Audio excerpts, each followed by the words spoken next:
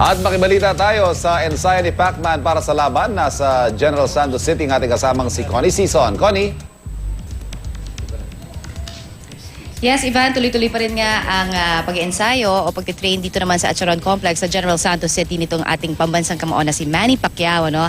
At ngayon lamang, katatapos lamang niya yung kanyang ginawang ab workout. At ito ay syempre makakatulong sa kanyang pampapalakas lalo para sa kanyang laban sa linggo.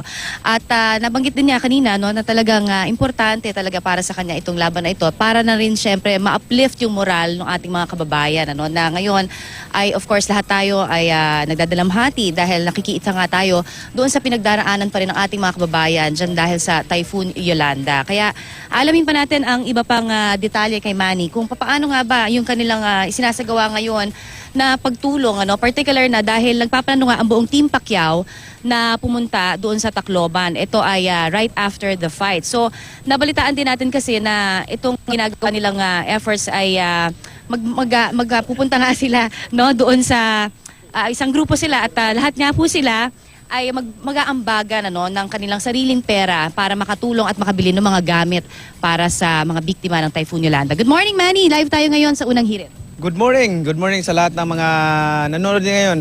Buong Pilipinas, Luzon, Visayas, Mindanao. Napakaganda kasi nung, of course, nakikita ka na nila mismo, na ikaw mismo nagpapahayag na ikaw mismo ang pupunta doon by land. Ano ang mga plano natin? Yes, God's will, after ng fight natin, bibisita tayo doon. Pero ngayon, naka-advance na yung mga natin, yung pamimigay natin. At ang Panginoon, God's will, makapagdala pa tayo ulit pagbalik natin doon. Tapos tayo mismong pupunta doon. O kasi nabanggit sa akin ng iyong kaibigan at saka training coach rin si Buboy, assistant, na talagang kayo mismo ay sariling pera ninyo sa buong grupo ng Team Pacquiao mag-aambag. Ano ba yung tinatarget natin na amount para doon? Sa abot ng makakaya kasi ang nangyayari naman kasi doon hindi lahat sa isang lugar lang. So maraming mga lugar na yung especially yung mga hindi accessible na napuntahan, hindi madaling puntahan, wala masyadong pagkain. So ang maraming pagkain yun lang madaling puntahan, madaling delivera ng mga relief. So ang problema doon, kailangan natin din yung abutin natin at mabibigyan sila. Okay, pag-usapan naman natin ngayon yung tungkol naman sa yung nalalapit na laban. Kasi Manny, napaka-importante, sabi mo nga sa Pilipino, na ma-uplift yung kanilang moral sa pamamagitan syempre ng iyong pagkapanalo. May konting pressure syempre lalo sa iyo ito, dahil ikaw ang inaasahan na parang makakapagdagdag saya kahit papaano sa ating mga kababayan. Ano ang reaction mo dyan? Wala namang pressure, basta God is with us. Who can be against us? So, nandiyan ang Panginoon sa atin, walang imposible. So, dinededicate ko tong fight na to para sa ating mga kababayan na nasalanta ng bagyo. At siyempre sa buong Pilipinas, unang-una, most especially sa yung mga pamilya na nabiktima ng typhoon. So sabi ni Coach Freddy Roach, 100% ready ka na sa iyong bakbakan at 6th round daw ang target niya na mapatumba mo itong si Brandon Rios. Reaction? God's will. God's will.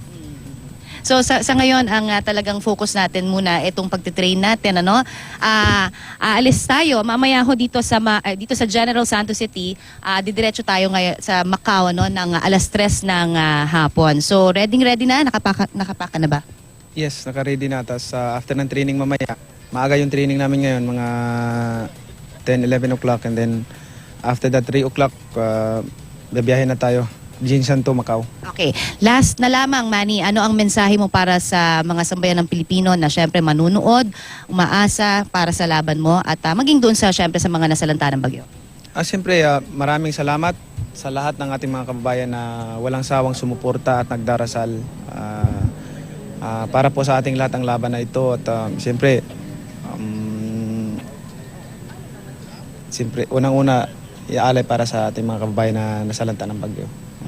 Inspirasyon ka syempre sa lahat ng mga Pilipino. So good luck, Manny. Maraming salamat syempre sa iyong oras ngayon. At magpapatuloy si Manny sa kanyang araw ngayon. Sabi nga niya siya ay mag-workout pa. Pagkatapos ito ay mapapaaga ang kanyang sparring session sa kanyang coach naman. Balik muna sa inyo dyan. Connie, pakiparating na lang kay Manny yung aming good luck at kailangan siya ng sambayan ng Pilipinas sa panahon ito. Maraming Yes. salamat, Connie Sison.